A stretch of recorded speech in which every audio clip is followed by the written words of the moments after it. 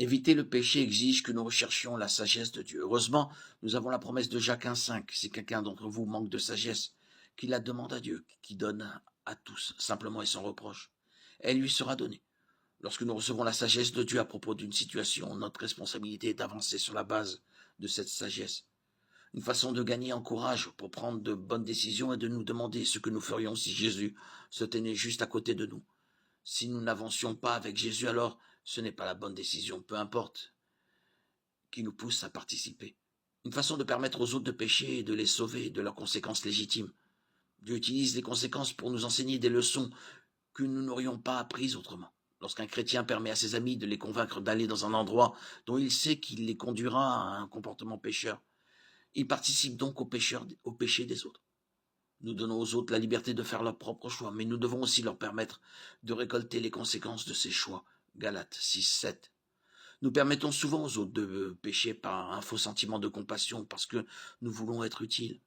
Il y a une place pour la grâce, mais en protégeant constamment quelqu'un des conséquences naturelles du péché, nous le privons de la sagesse que Dieu voulait lui transmettre.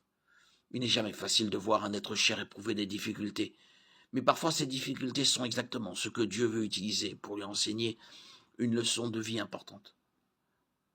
Parfois le péché peut se produire de manière subtile. Lorsque nous hochons la tête en écoutant des ragots au lieu de les dénoncer, nous permettons le péché. Lorsque nous donnons de l'argent à un ami que nous soupçonnons de l'utiliser à de mauvaises fins, nous permettons le péché. Même lorsque nous aidons à payer les factures nécessaires, nous pouvons toujours permettre le péché alors que nous savons que notre ami est dans le besoin uniquement parce qu'il a gaspillé son propre argent en jeu d'argent, en drogue, en satisfaction personnelle, matérialiste. Inviter des amis à regarder un film avec nous en sachant que cela pourrait déclencher certains de leurs problèmes de péché fait également de nous un facilitateur du péché.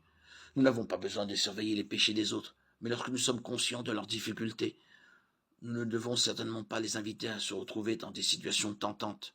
Nous devons plutôt les accompagner pour les aider. Tout comme les autres ont la liberté de faire leurs propres choix, nous avons également la liberté de choisir. Et nous pouvons choisir de ne pas participer au péché des autres. Bien souvent, nous nous laissons entraîner dans le péché de quelqu'un d'autre parce que nous craignons de perdre une relation. Ce faisant, nous avons permis à cette personne de prendre la place de Dieu dans notre cœur. Lorsque le désir de quelqu'un d'autre prend le pas sur celui de Dieu, nous tombons alors dans l'idolâtrie. Exode 23, 34, 14.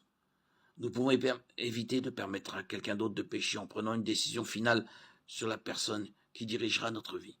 Si nous avons donné notre vie à Christ, alors il est l'autorité finale sur toute décision. De Corinthiens 10, 5, Actes 5, 29.